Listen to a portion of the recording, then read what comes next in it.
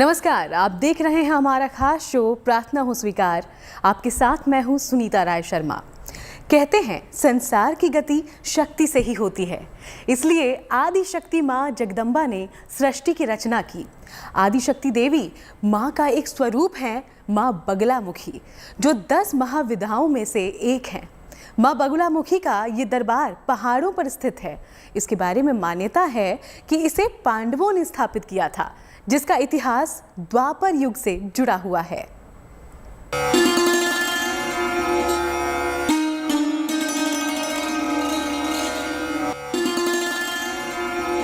सृष्टि की गति माँ जगदम्बा के इशारों पर ही चलती है। जाना नहीं जाया जाया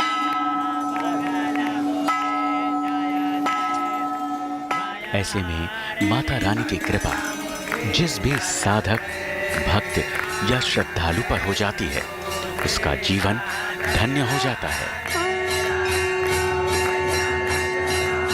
माता रानी तंत्र, मंत्र, यंत्र तीनों की सिद्धि का वरदान देती हैं।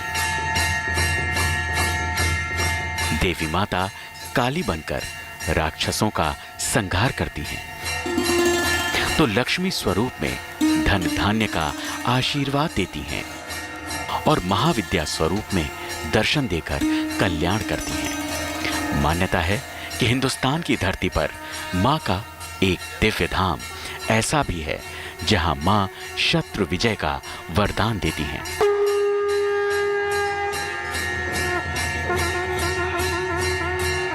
दावा किया जाता है कि मां के उस दरबार की स्थापना पांडवों ने की थी, लेकिन मां उस दरबार में बगलामुखी स्वरूप में विराजमान हैं और स्वयंभू हैं। माता बगलामुखी के इस मंदिर में आकर भक्तों के केवल कष्ट ही दूर नहीं होते, बल्कि उनके शत्रुओं का भी नाश हो जाता है।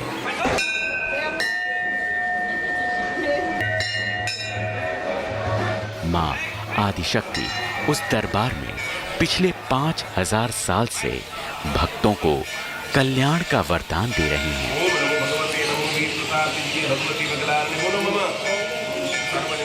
मां की कृपा पाने के लिए आपको आना होगा मध्य प्रदेश के आगर मालवा क्षेत्र के नलखेड़ा में, जहां माता साक्षात दर्शन देती हैं और भक्तों के सारे संकटों को हर लेती हैं।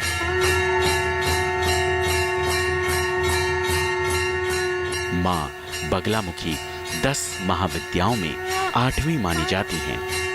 मां अपने इस भवन में पीतांबरा स्वरूप में भक्तों को दर्शन देती हैं।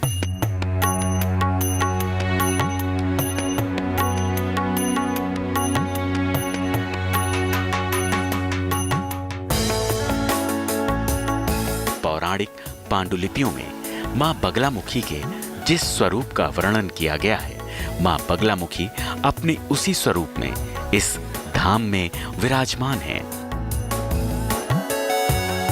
पौराणिक जानकार और धर्मशास्त्री मानते हैं कि मां हल्दी रंग के जल से प्रकट हुई थी। पीले रंग के कारण मां को पीतांबरा देवी भी कहते हैं। पीतांबरा पीड़ बोलते हैं, इसलिए इनको पीला ज़्यादा पसंद है। इनको जितने भी वस्त्र पहनाते हैं वो सब पीले पहनाते हैं, और मिठाई चढ़ाते हैं तो वो भी पीली चढ़ाना चाहिए। बगला की क्रिया जितनी भी होती है वो हर चीज़ पीली ही पसंद करती है, इसलिए इनको पीतांबरा पीड़ कहा जाता है।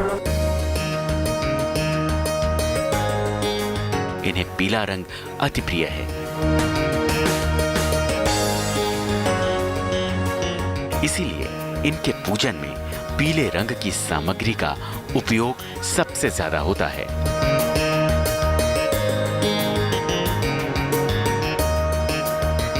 देवी बगलामुखी का रंग स्वर्ण के समान पीला होता है।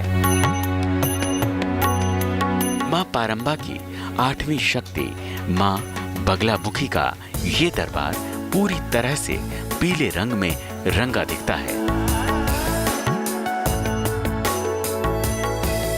प्रवेश द्वार पर मां का वाहन सिंह स्वागत करता है। मंदिर के शिखर भी पीत रंग में रंगे दिखते हैं।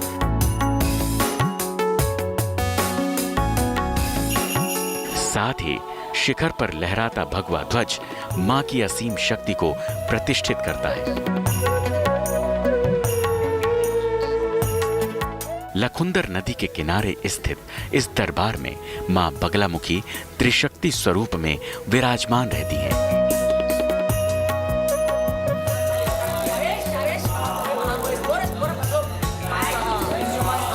ये धाम शाक्त के साथ साथ शैव सन्यासियों के लिए पवित्र और पावन माना जाता है। मां के दरबार में अखंड ज्योति भी जलती है और सैकड़ों दीपों वाला ज्योति स्तंभ भी दिखता है।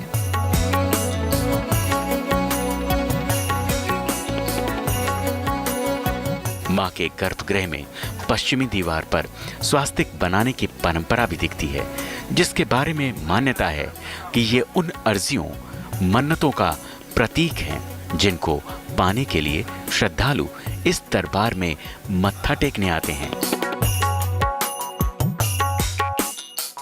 मां के इस दरबार में श्रद्धालु अपना कोई भी संकट, कोई भी परेशानी, कोई भी समस्या क्यों न लेकर आएं, मां हर कामना पूर्ण कर कल्याण का वरदान देती हैं।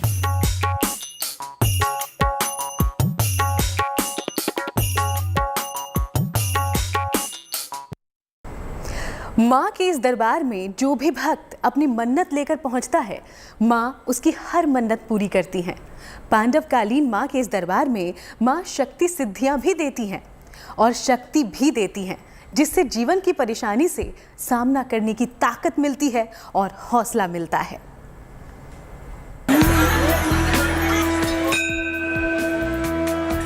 मां बगलामुखी के इस दरबार में रोजाना सुबह सूर्य देव अपनी पहली हाजिरी लगाते हैं। लखुंदर नदी अपने पानी से रोजाना मां के पैरों को धोती है।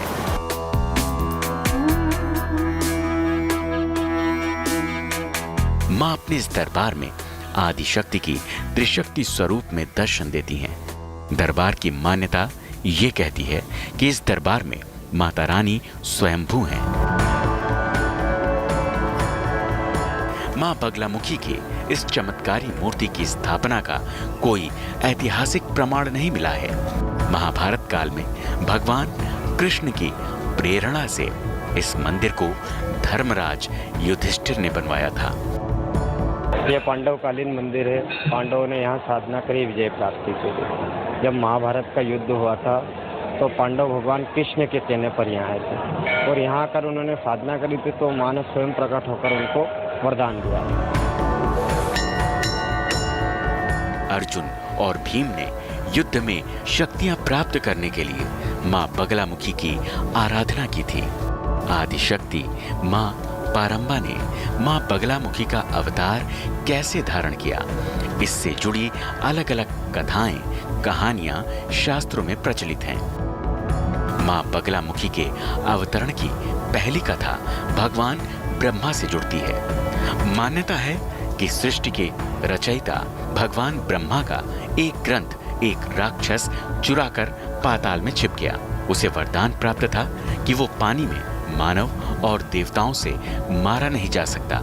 ऐसे में भगवान ब्रह्मा ने मां भगवती का जाप किया, जिससे बगलामुखी की उत्पत्ति हुई। मां ने बगुला का रूप धारण कर उस राक्षस का वध किया और भगवान ब्रह्मा को उनका ग्रंथ लौटाया।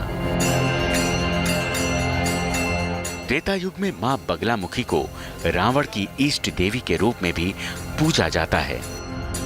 रावण ने शत्रुओं का नाश कर विजय प्राप्त करने के लिए मां की आराधना, उपासना, पूजा की थी। लंका विजय के दौरान जब इस बात का पता भगवान श्री राम को लगा तो उन्होंने भी मां बगलामुखी की आराधना की। नलखेड़ा की जो माता जी की है, इसकी महिमा बड़ी अपरंपार है और इनको तांत्रिक देवी भी कहा जाता है और इनके अनेक अनेक चमत्कार हैं। यहाँ पर हम वर्ष में एक बार ज़रूर आते हैं, कोशिश करते हैं कि वर्ष में एक बार ज़रूर आएँ। माता जी के हम आते ही रहते हैं यहाँ पे।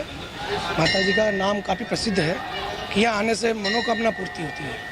यहाँ आने से बहुत मानसिक शांति मिलती है और बस अच्छा लगता है यहाँ आना। माता के दर्शन करके मैंने अपने आप को बहुत अच्छा मतलब मुझे लगा, क्योंकि पिछले 2-3 साल पहले मेरा बहुत स्वास्थ्य खराब रहा था।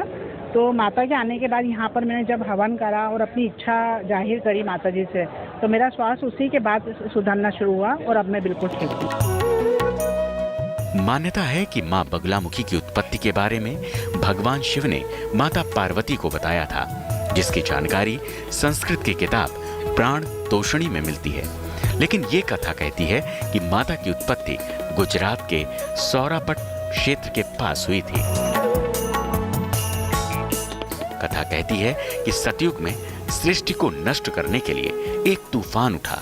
जगत की रक्षा के लिए तब भगवान विष्णु ने सौराष्ट्र क्षेत्र में हरिद्रा सरोवर के पास तपस्या की।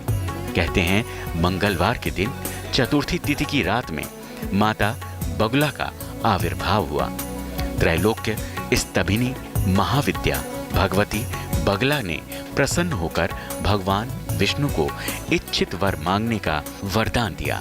तब विष्णु जी ने मां बगला से संसार की रक्षा का वर मांगा और संसार की रक्षा की।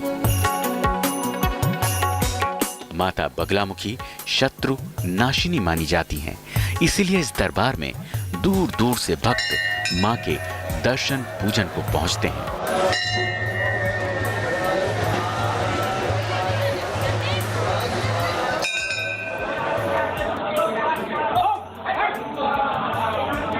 बगलामुखी जयंती पर मंदिर में हवन कराने का विशेष महत्व माना जाता है, जिससे कष्टों का निवारण होने के साथ साथ शत्रु भय से भी मुक्ति मिलती है। श्रद्धालु नवग्रह शांति, रिद्धि सिद्धि प्राप्ति, सर्व कष्टों के निवारण के लिए मंदिर में हवन पाठ करवाते हैं।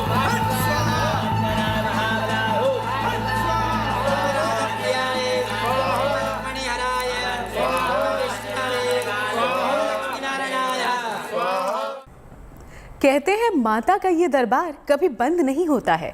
साथ ही मां के मंदिर की अखंड ज्योति कभी नहीं बुझती। मां का त्रिशूल सभी पापों का नाश करता है और इससे साधक को शत्रु विजय का वरदान भी मिलता है।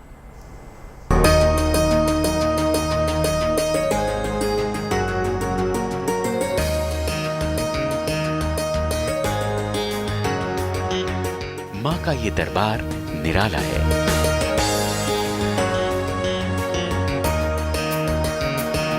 मां की आराधना यहाँ हर मन्नत पूरी करने वाली मानी जाती है। मान्यता है कि मां की उत्पत्ति हल्दी के पीले रंग के पानी से हुई, इसीलिए मां को पीतांबरा भी कहते हैं। मां के इस दरबार में पीले रंग की प्रधानता साफ दिखती है। मंदिर की दीवारें पीले रंग में रंगी दिखती हैं। इस दरबार में मां को चढ़ाई जाने वाली चुनरी लाल नहीं बल्कि पीले रंग की होती है।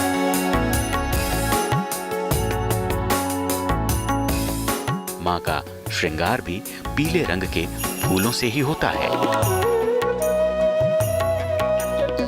नलखेड़ा के अपने इस दरबार में 10 महाविद्याओं में 8वीं मां बगलामुखी त्रिशक्ति स्वरूप में विराजमान है। मंदिर के गर्भगृह में बगलामुखी मध्य में विराजमान है, जबकि उनकी दाईं ओर मां लक्ष्मी और बाईं ओर मां सरस्वती विराजमान है। ये पांडवकालीन मंदिर है। त्रिशक्ति के रूप में यहाँ पे मां भगवती विराजमान है। मध्य बगलामुखी माता है, दाएं बाएं लक्ष्मी माता सरस्वती माता है।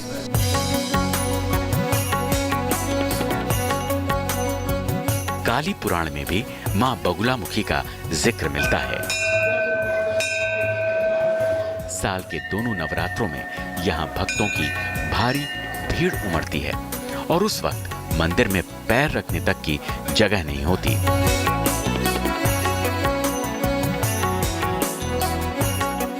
मां का गर्भगृह चांदी से जड़ा हुआ है। मां का छत्र भी चांदी का है। माँ चांदी के मुकुट को धारण किए हुए रहती हैं।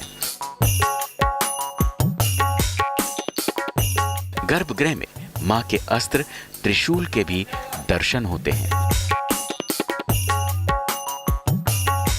माँ बगुलामुखी को महारुद्रा की मूल शक्ति के रूप में जानते हैं।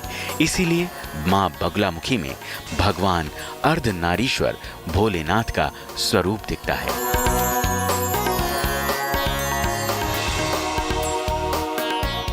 मस्तक पर तीसरा नेत्र, मणि जड़ित मुकुट और चंद्रमा इस बात की पुष्टि करते हैं। माँ के माथे पर रत्न जड़ित बिंदी सुहाती है, तो माँ के नाक में रत्न जड़ित नथनी रहती है। माँ की स्वयंभू प्रतिमा के सामने ही आदि शक्ति की सिंह पर सवार चतुर्भुजी विग्रह की भी स्थापना की गई है। माँ के गर्भगृह के पास ही 2 अखंड ज्योति बरसों से प्रज्वलित हैं। मान्यता है कि इन ज्योतियों के दर्शन से साधक को न केवल ज्ञान मिलता है, बल्कि सारे कष्ट जलकर राख हो जाते हैं। मान्यता है कि मां भगवती के इस दरबार में हवन करने का अपना विशिष्ट महत्व है।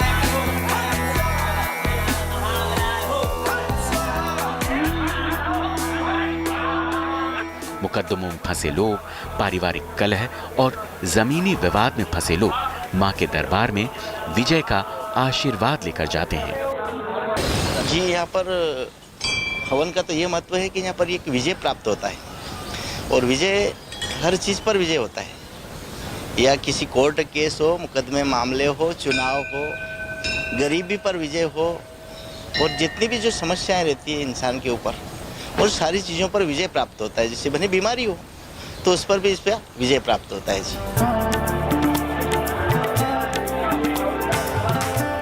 मां के इस दरबार के पास ही भगवान भैरव का भी सिद्ध स्थान है। कहते हैं कि मां की आराधना के साथ भैरव की उपासना करने से काल भी मां के भक्तों को छू नहीं पाता। मां के इस दरबार को पहले माता जी का देहरा कहा जाता था। मां की पूजा में हल्दी और पीले रंग की पूजन सामग्री का विशेष महत्व है। मां को प्रसन्न करने के लिए इस दरबार में खड़ी हल्दी और हल्दी का पाउडर चढ़ाया जाता है। त्रिशक्ति मां का मंदिर भारतवर्ष में दूसरा कहीं नहीं है। मां के इस दिव्य धाम के सामने ही 80 फीट ऊंची सैकड़ों दीपक वाली दीप मालिका भी स्थापित है, जिसके बारे में कहते हैं कि इसे मां के दरबार में चक्रवर्ती सम्राट विक्रमादित्य ने बनवाया था। मां के सिद्ध पीठ का प्रवेश द्वार सिंह मुख वाला है, जो अद्वितीय है। नलखेड़ा से प्रमोद कॉन्ट्रैक्टर के साथ bureau report, good news today.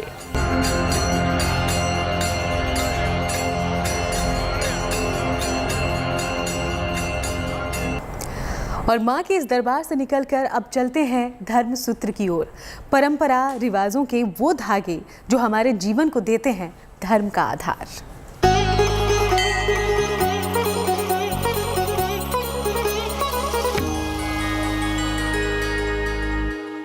सूर्य नमस्कार जो है एक प्रकार का व्यायाम भी है और एक प्रकार का पूजा भी है। पूजा है कि आप जो सूर्य का अर्घ्य देते हैं, तांबे का लोटा में रोली और लाल पुष्प डाल करके, और जो अर्घ्य अर्पण करते हैं भगवान सूर्य को, वो भी एक प्रकार का नमस्कार है। नमस्कार मैंने आपके प्रति समर्पित भाव का, अपना भाव का प्रदर्शित करना। और दूसरा सूर्य नमस्कार जो है वो उस प्रकार का 8 जो अष्ट चक्र है, तो उस अष्ट चक्र में सूर्य नमस्कार का जो है व्यायाम की परिधि दिया गया है। शरीर में जो है 60 चक्र होता है, तो सूर्य नमस्कार करने से जो कुंडलिनी है उसमें ताकत मिलता है, हर नस में ताकत मिलता है। इसलिए 1 से 8 तक सूर्य नमस्कार होता है। इससे शरीर को बहुत फायदा होता है। और आदित्य का मतलब होता है जिस पर कि किसी प्रकार का रोग का प्रभाव नहीं पड़ा हो, इसलिए उनको आदित्य कहते हैं, जो कभी खोटा नहीं हुआ हो। तो इसीलिए ये आदित्य जो सूर्य का नाम है, तो आदित्य हृदय स्रोत कहिए सूर्य का पार्ट होता है, या आदित्य का मतलब कहिए कि स्वस्थ रहने की विधि। तो स्वस्थ रहने की विधि सूर्य नमस्कार व्यायाम करने से मनुष्य बचपन से लेकर वृद्धावस्था तक भी करने में उसमें कोई दिक्कत नहीं है। तो उसमें सूर्य नमस्कार का लाभ होता है और ये शारीरिक पुष्टि के लिए किया है। तो आस्था के आज के इस सफर में फिलहाल इतना ही। कल फिर होगी मुलाकात और चलेंगे एक नए सफर पर। तब तक तमाम अच्छी खबरों के लिए बने रहिए गुड न्यूज़ टुडे के साथ।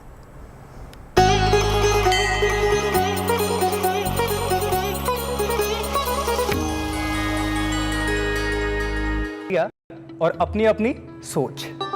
GNT यानी गुड न्यूज टुडे, नई उम्मीद जगाने वाला हिंदी न्यूज चैनल।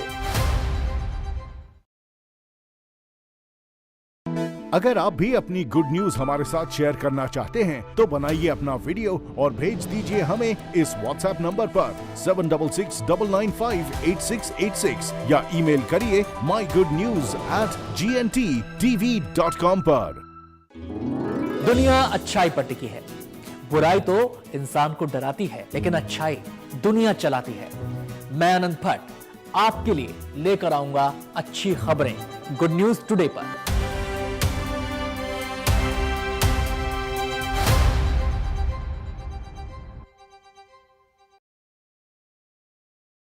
मुझे तकरीबन 21 साल हो गए पत्रकारिता करते। खबरों को समझना और उनको समझाना मुझे बहुत अच्छा लगता है। तो कुछ ऐसी खबरें समझेंगे और आपको समझाएंगे।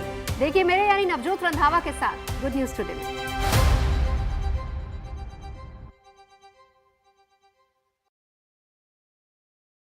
अगर आप भी अपनी गुड न्यूज हमारे साथ शेयर करना चाहते हैं तो बनाइए अपना वीडियो और भेज दीजिए हमें इस व्हाट्सएप नंबर पर 7669958686 या ईमेल करिए mygoodnews@gntv.com पर। अगर आप भी अपनी गुड न्यूज हमारे साथ शेयर करना चाहते हैं तो बनाइए अपना वीडियो और भेज दीजिए हमें इस व्हाट्सएप नंबर पर 7669958686 या ईमेल करिए mygoodnews@gntv.com पर। कौन है वो जो न्यूज को गुड न्यूज नहीं बनने देते? कौन है वो जो आपके चेहरे की मुस्कान को चुराते हैं? कौन है वो जो उपलब्धियों पर जश्न नहीं मनाते हैं? हम ढूंढ कर लाएंगे उन चेहरों को, गुड न्यूज के गुनहगारों को। मैं आशुतोष चतुर्वेदी पूछूंगा उनसे 7 सवाल सिर्फ गुड न्यूज टुडे पर।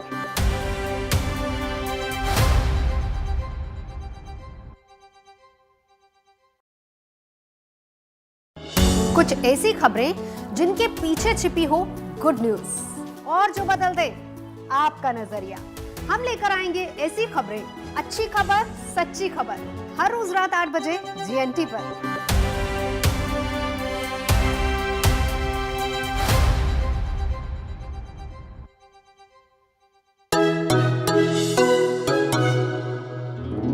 इंटरेस्टिंग है ना एक ग्लास को इस तरह से देखना।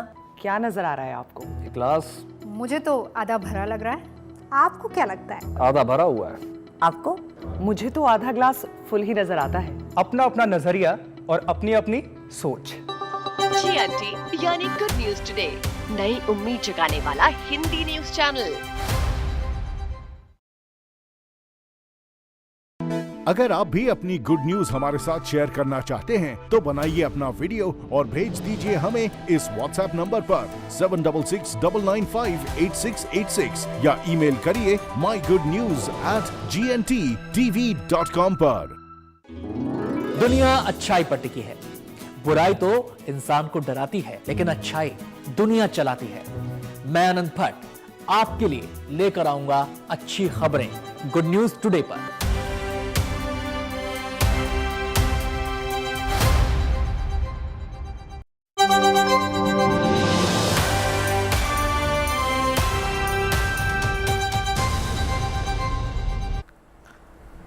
तो यूपी में पहले चरण के मतदान के लिए मतदान जारी है और सर्दी के मौसम में जैसे जैसे धूप चढ़ी, पोलिंग बूथ पर लोगों की भीड़ भी बढ़ने लगी।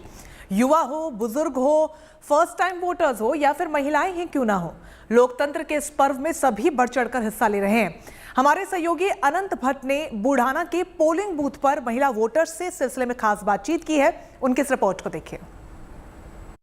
तो कहते हैं विधानसभा चुनावों में हर कोई जानता है कि उसकी अहमियत वोट की क्या है, और शायद यही वजह है कि तमाम मतदाता इस बार पहले चरण में अपने मत का प्रयोग करते नजर आ रहे हैं। कुछ महिलाएं मेरे साथ हैं वोटर्स के तौर पर।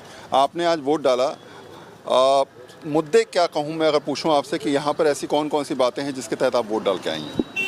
भाई हमारी जिम्मेदारी है, हमारे पे हक है ये वोट का, बस इससे ज़्यादा हम कुछ नहीं कर सकते, हमारे पे हक है। अगर मैं कहूँ कि कुछ जैसे हर किसी के दिमाग में रहता है कि ये परेशानी दूर हो जाए, ये दिक्कत दूर हो जाए, तो आपके दिमाग में ऐसी कौन सी चीज़ है जिसमें आप कहते हैं कि ये चीज़ें खत्म?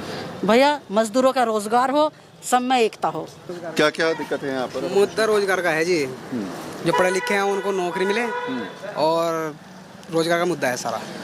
रोजगार की दिक्कतें बहुत ज़्यादा हैं। आप करते क्या हैं वैसे? जी मैं बाहर काम करता हूँ जी। शहर में जब भी आते हैं तब ये देखते हैं कि ऐसी। हाँ जी हाँ जी। अगर आपसे पूछूं मैं तो महंगाई, रोजगार, ये सब बातें हो रही हैं, यहाँ की बुढ़ाना की सबसे बड़ी दिक्कतें क्या है? आपको लगता है कि किसी की सरकार आए, कोई भी बनाए, लेकिन ये दिक्कत दूर कर दे? जी रोजगार की दिक्कत है सबसे बड़ी जी। बेरोजगारी बहुत है। हाँ बेरोजगारी बहुत है सर, रोजगारी की दिक्कत है, और युवा जो बच्चे हैं इनकी नौकरी लगे, बस हमारा देश भविष्य। भाई ये दिक्कत है, कोई दिक्कत नहीं है। यही परेशानी है। जी जी। आपको लगता है कि कम से कम रोजगार सॉल्व हो जाएगा? सॉल्व हो जाएगा, और जो युवा लड़के हैं इनकी नौकरी लगे, इनकी बहुत तरक्की हो जाए, बस ये। दिल में यही बात रहती है हर वोटर की, जिसको हम वोट दे रहे हैं अगर उसको जीत हो जाए तो सब कुछ वो वोट जो है सही दिशा में जाता हुआ नजर आता है। लेकिन हाँ, बुनियादी मुद्दों के साथ वोट डालना शायद यही प्राथमिकता के साथ हर वोटर की सोच भी रहती है। कैमरा पर्सन रितेश मिश्रा के साथ वरुण सिन्हा। तो वहीं छत्तीसगढ़ के नक्सल प्रभावित जिले दंतेवाड़ा में विकास की नई इबारत लिखी गई है। जिला प्रशासन ने इलाके के किसानों की तकदीर बदलने के लिए सौर ऊर्जा पर आधारित वाटर लिफ्टिंग सिस्टम योजना की शुरुआत की है, जिसका फायदा उठाते हुए किसान अपने खेतों में एक की जगह कई फसलें अब उगा पा रहे हैं। इससे खेतों की रंगत भी बदल रही है और किसानों की तकदीर भी।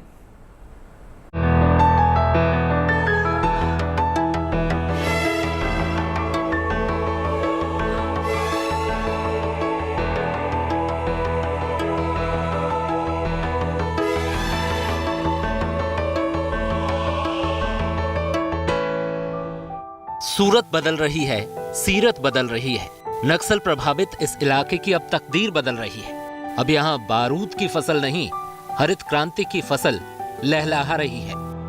छत्तीसगढ़ के दंतेवाड़ा जिले के अबूझमाड़ इलाके में मौजूद ये गांव है बालूद।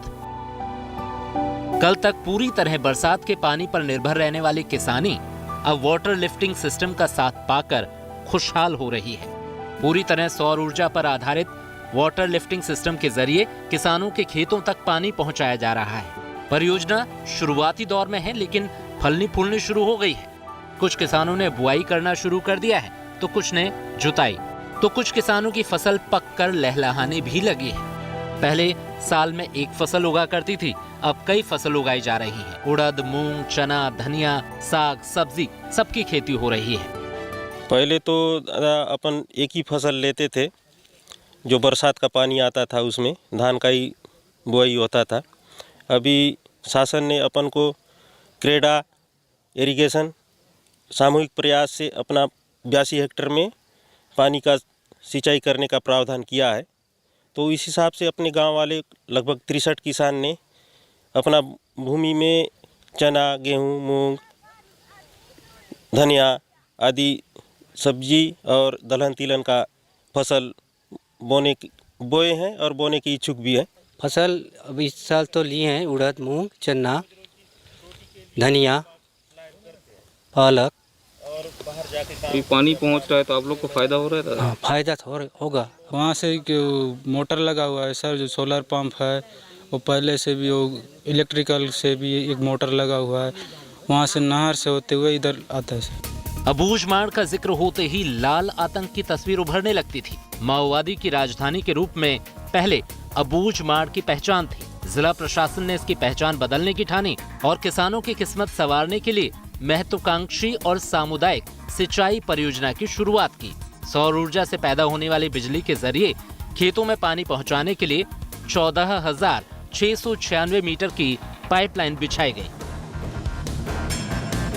इस योजना का उद्देश्य यह है कि किसानों को 12 माह सतत पानी की व्यवस्था बनी रहे, जिससे कि वो अपने फसल, चाहे वो नगद हो, चाहे वो रबी हो, खरीफ हो या नगद फसल हो, तो अभी इस हिसाब से शासन की एक योजना के तहत हम काम कर रहे हैं। किसान लोग बहुत उत्साहित हैं और हमने उनको प्रोत्साहित भी किया कि भाई आप लोग फसल लगाइए, और फसल लगाने के लिए बीज कृषि विभाग ने कलेक्टर महोदय के निर्देशानुसार DMF मद से उन्होंने मतलब बीज की व्यवस्था करवाए और हमने बीज किसानों को मुफ्त में वितरण किया। इस प्रोजेक्ट का फायदा दिखना शुरू हो गया है। बालूद गांव की 82 हेक्टेयर जमीन पर वाटर लिफ्टिंग सिस्टम से सिंचाई शुरू हो गई है। 65 किसान परिवार फिलहाल इसका फायदा उठा रहे हैं। सिर्फ बालूद गांव ही नहीं, पूरे दंतेवाड़ा जिले में 1600 एकड़ भूमि की सिंचाई के लिए 11 प्रोजेक्ट तैयार हो चुके हैं।